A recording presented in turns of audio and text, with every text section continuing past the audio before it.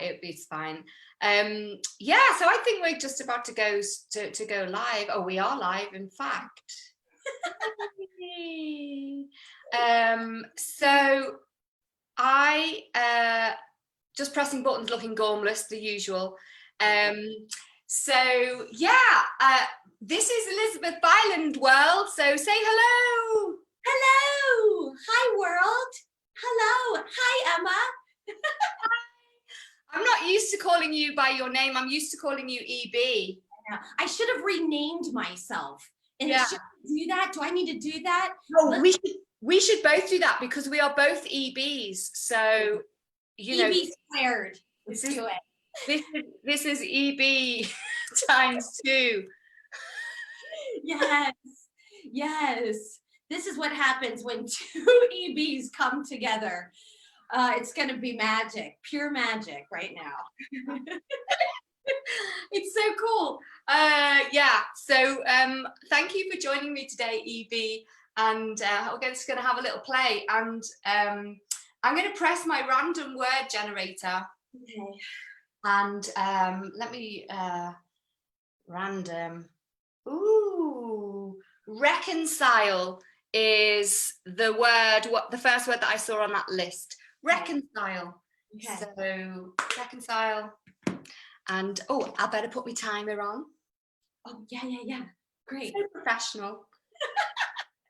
You were professional the second you pulled out your random word generator, mind you. I spend like several minutes just trying to come up with a word or a suggestion. You're on point with that random word generator. I need to get on that.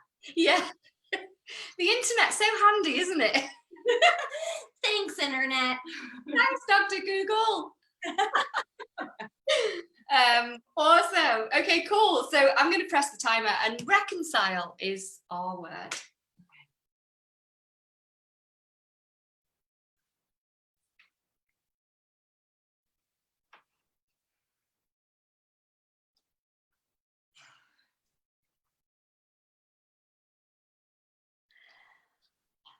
I think we should both apologize to Mum. Yeah,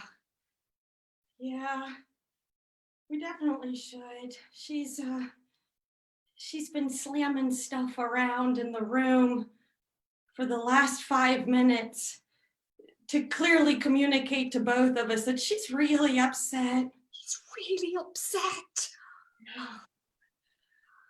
I mean, so maybe we took the car. Maybe we dented it a little. I mean, just a little. I mean, it was bound to get the dents at some point or another. We just went ahead and nudged it in the right direction, Just a little nudge. I mean, it's okay to want yogurt at 2 a.m., right? Frozen yogurt. Like, we just got the munchies and we just wanted some Frojo yogurt. Who doesn't want Frojo yogurt at 2 a.m.? Who doesn't? I mean, everyone, every 17-year-old wants Frojo at 2 a.m. in the morning. Right? I mean, come on. It's not like she wasn't 17 at one point or time. Okay? It wasn't like she made some crazy decisions when she was 17. This is a relatable situation. If anything, she should be thanking us for being able to embrace our 17-year-old selves, just like she probably once did. Yeah. Like, she had us when she was 17. So come on. Going out for Frojo at 2 a.m. is nothing compared to having twins at 17. Exactly.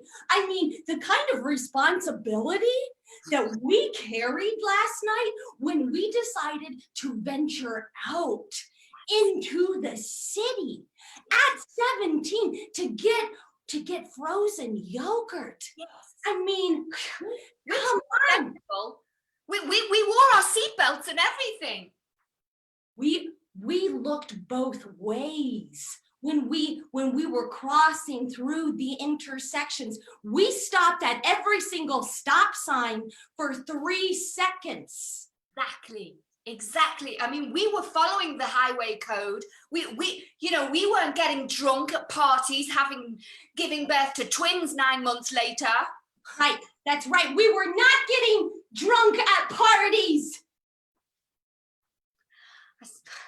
I think that, I don't know if I should have done that. I don't know. I feel like that's a little passive aggressive, and that's probably not a good idea. She's probably just added that one to her book, her list of things that the kids do to piss her off.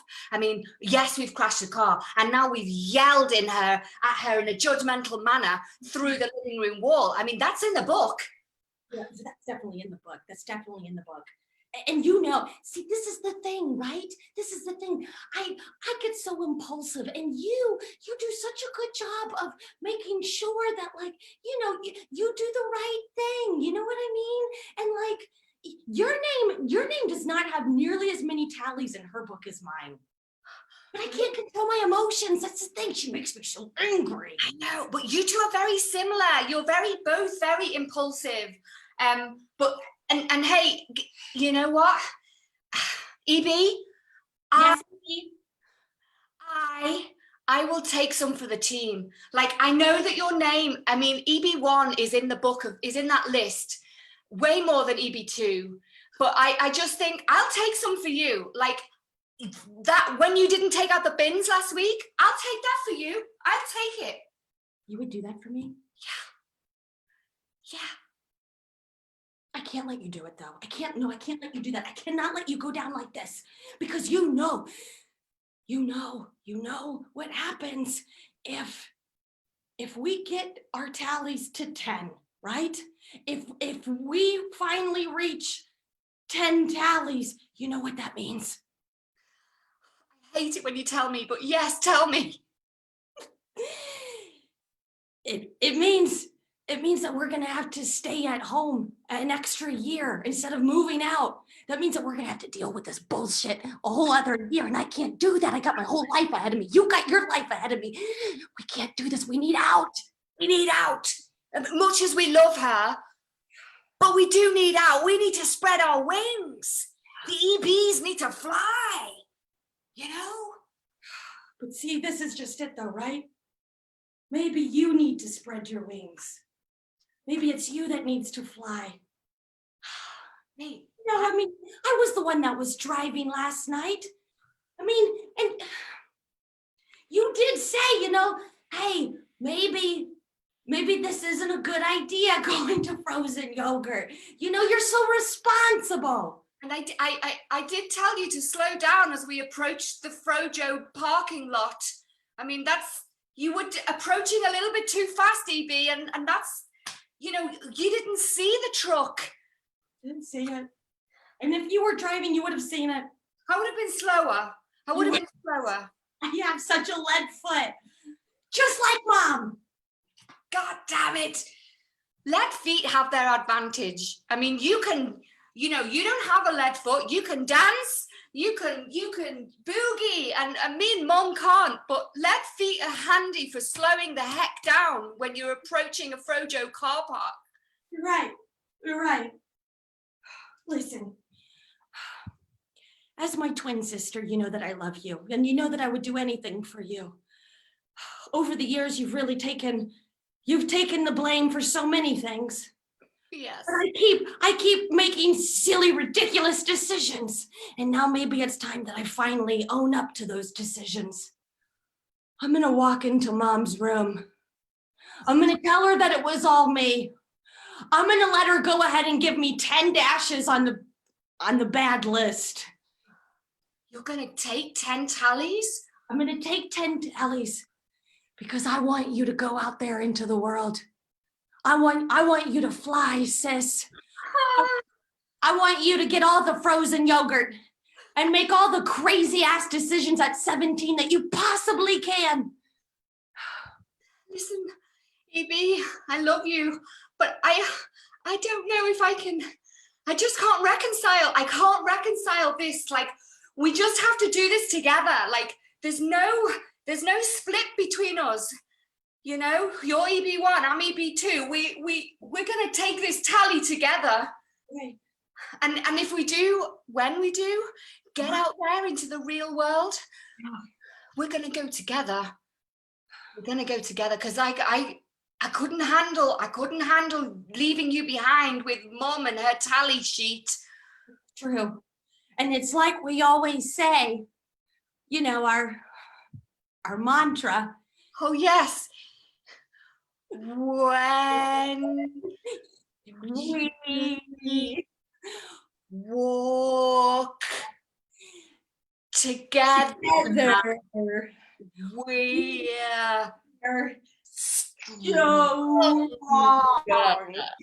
strong. When we walk together, we are strong. You're right. That's it. Scene. I totally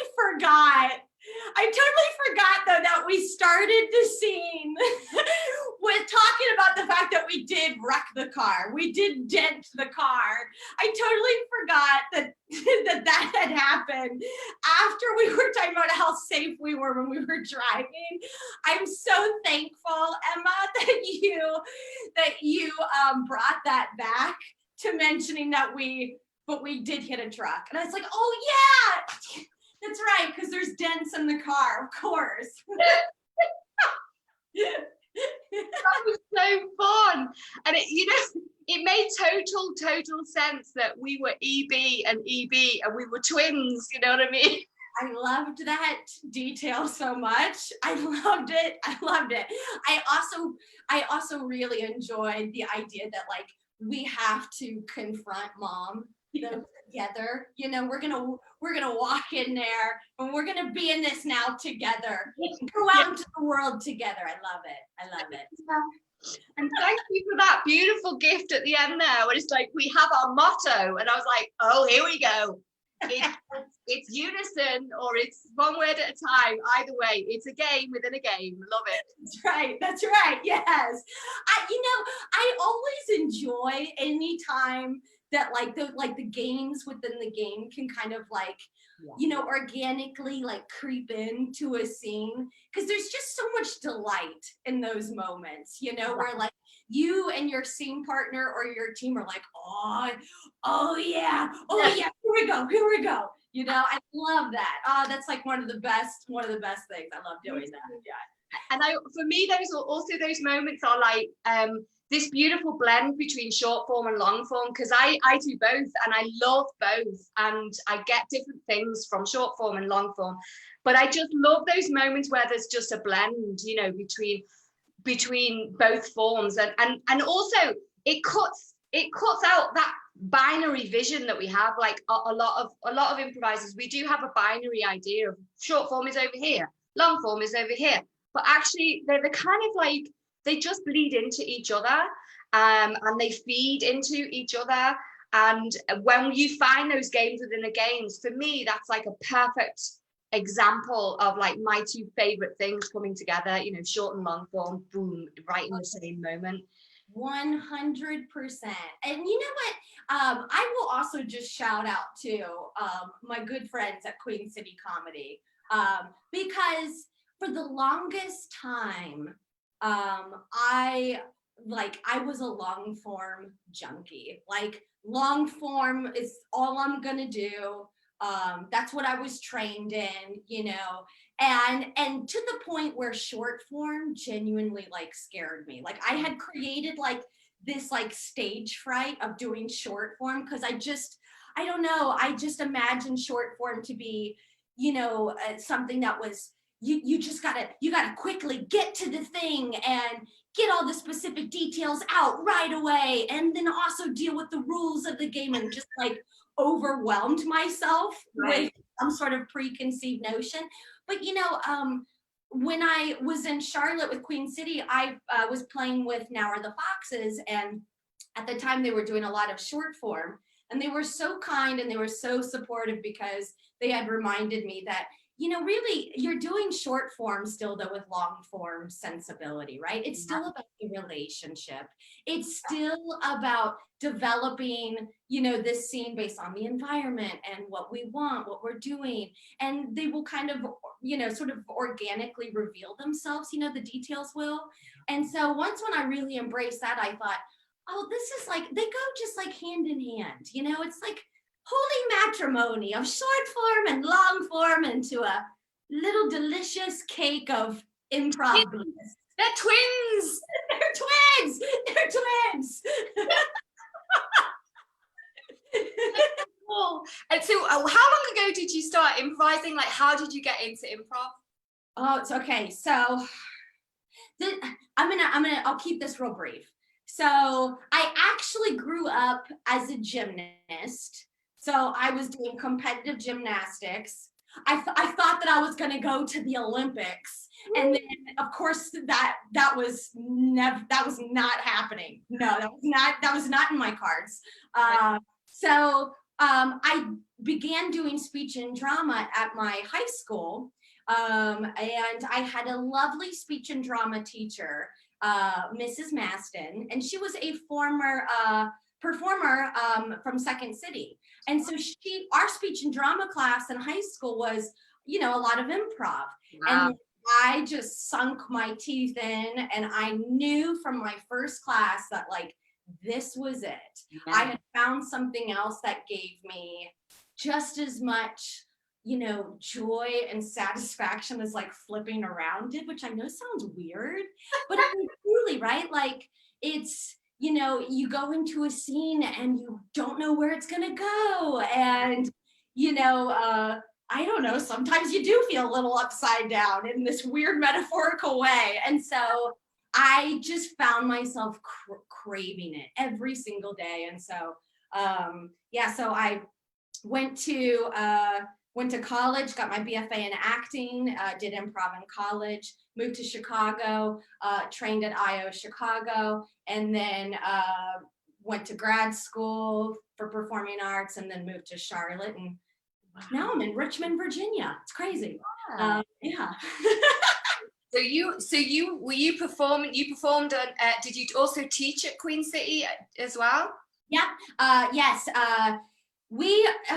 I guess back in 2017, maybe a few years ago, we launched the Queen City Comedy Experience, which is a big festival, that at the time, was in person, but launched this great festival. And between, the first year festival and the second year festival, teaching workshops. And I also taught at like an acting studio in Charlotte called Acting Out Studio, started an improv program there, which my good friend Karla Dingle is now taking over. So very, very cool stuff. And the Queen City comedy scene, it's very cool to watch evolve over the last, even few years, when it was in its infant stage to now, and then also watching them totally adapt to the virtual world, because that's, not all theaters,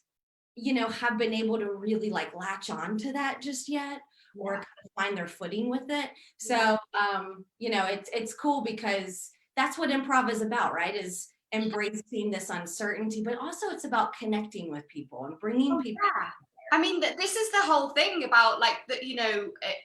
We wouldn't have met necessarily if not for Zoom. I mean, you've been coming to my advanced classes on a Tuesday and sometimes it's nice when you're a teacher, it's nice to do other people's classes because you get to play rather than teach, so that's always a beautiful thing. But like we never would have met without I've met tons and tons of improvisers right across the world, and if it had not been for Zoom, then that that probably might not have happened. So yeah, there's so much to be thankful for, even though people are suffering and it's hard, there's genuine hardship. But I just think for the improv world, I think this has been like a real shot in the arm, just a real boost, certainly. So now you're in Richmond and you are going into academia. Yeah, yeah, yeah. It's I went to grad school because I wanted to be able to continue to teach, particularly at the college level. Because again, I think for me, when I was either at grad school or at undergrad, I found my improv classes to very much be a safe haven, and to also be a place where I was really figuring out just who I was. Yeah. And how to share my voice with other people. But what I love about academia, though, is no matter what, it is still a place, though, where you can make mistakes, right? You're given the opportunity to some degree, right? Where you can figure out who you are and make some decisions and make some bold moves, and maybe they'll work, maybe they won't work, but like they're not so much that they're detrimental, though, to say your career, right? You're still kind of figuring out your career. Yeah. And for me, that's like improv helped me figure out my career. It helped me make decisions, and if those decisions weren't necessarily the right decisions, improv was always there to kind of help me get through it. So Amazing. I thought, well, this is I got to keep teaching this, and I got to share this improv wisdom then with all these other college students, and that maybe can't afford to necessarily take classes at a big fancy theater or what have you. Yeah. So I moved here to create an improv program at VCU, which is Virginia Commonwealth University. And then I'm also the director of applied health improv with the Center for Interprofessional Education and Collaborative Care. So I work with current healthcare workers and future healthcare workers. Oh, important. Gosh, that's so vital. I really strongly believe in the value of improv in well-being and health and well-being. That kind of applied improv. I teach improv during the daytime for mental health and well-being, and it's the trajectory, that the journey that people go on, and there's like really huge leaps in confidence, self-esteem, a decrease in anxiety, an increase in connection. It's just so powerful. It's so powerful. I truly believe that improv, call me crazy, but you're crazy. I do. I firmly believe that improv is one of, if not the best, non-pharmaceutical solution to a lot of stuff. Yeah, truly, right? If you really think about it, gosh, just an hour of improv with other individuals, where we're not even practicing how to be the best performers, but we're genuinely practicing how to be the best humans, how to be the best self. 100%, yes. Dang. And that's a good prescription that I feel like something that everybody could benefit. Right? Yeah, I totally agree. I'm totally with you on that. So here's a question just before we say goodbye. If you were to give your beginner improviser self a piece of advice or whatever, some key advice, doesn't have to be one, could be 2 or 3 pieces of advice from where you are now, looking back at your beginner improv self, what would be some top tips, hot takes that you would give yourself? Ooh.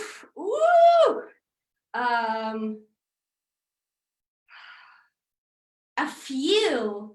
The first thing, though, that really comes to mind is I'd say to myself, you're about to go through a lot of shit, but improv is gonna be there for all of it.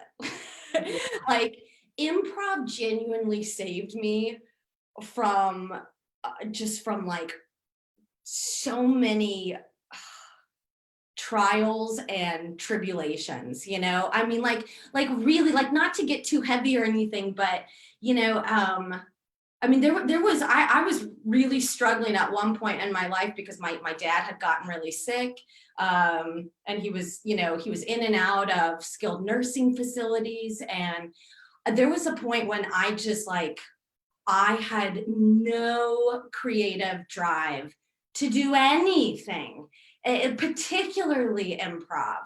And then I found myself, I'd go and I'd visit my dad, and I'd find myself, talking to him about this funny improv scene, though, that, I just did in class, or, that I just saw, or whatever, and finding myself slowly but surely kind of connecting with him in this kind of, this sort of, I don't know, bigger, way, I guess. And even finding myself laughing. And I truly, that was some of the darkest, hardest points of my life. Mm-hmm. And I swear to you, Emma, improv got me through it in its own little magical way. Do you know what I mean? At the time, I wouldn't have known that, but looking back, improv got me through it. Improv has gotten me through some really hard transitions.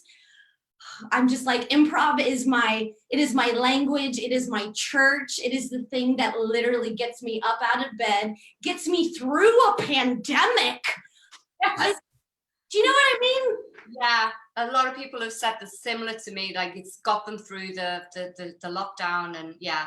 Well, that's great. You would say that. Is there one other thing that you might say to your young self? Yeah, I would just tell myself, just keep being weird. You're fine. It's fine. You can be weird. It's all right. It's going to be okay. Weird is interesting. Yeah. And gotta force the weirdness. It just gotta be it. That's me, man. And I just gotta own that. And it's okay. Oh my gosh, own your weirdness. That's right. Yeah, totally. You're likely to find a home with improv if embrace your own weirdness and then live in a house called improv. Yes, 100%. I mean, I love that. Yeah. I mean, it's like that. I feel like I see this on t-shirts or a bumper sticker that, normal is boring, right. Embrace your quirky self. Yeah. What about for you? I want to hear, what would you say to yourself when you were starting way back when? Wow. I think I would say, just know that there will be times when you might feel like you've plateaued in improv. There might be times when you feel like it's too knotty and you can't find your way through to the next gear change. It might feel a bit misty and foggy sometimes, but keep going. You will get through to the other side of those moments when you think, improv is too hard, or I don't understand improv, or I'm no good at improv, or all of those things that are just clunky and stop start, that kind of experience. I would say to myself, yes, that will happen, and that's okay, but just keep going, because there is always going to be more opportunity to develop and learn and come out of that plateau into a kind of new platform, like a new world. So pursue it, even if it's hard. That's what I'd say to myself. Even when it gets hard, just keep going. I love that. You're taking me to improv church today. Yeah, we're both pretty evangelical, but I love that. I love it. That's so cool. I would like you to give some shout outs to where people can find you. Tell us your teams and your shows and your links. Yeah. So, I'm on Facebook. Yeah, Facebook me, Elizabeth Byland. Also on Instagram, on the old gram, EB's Big Adventure. And you know what? I'll tell everybody this. I want everybody to know this. I'm gonna launch a virtual college improv festival this November 13th and 14th.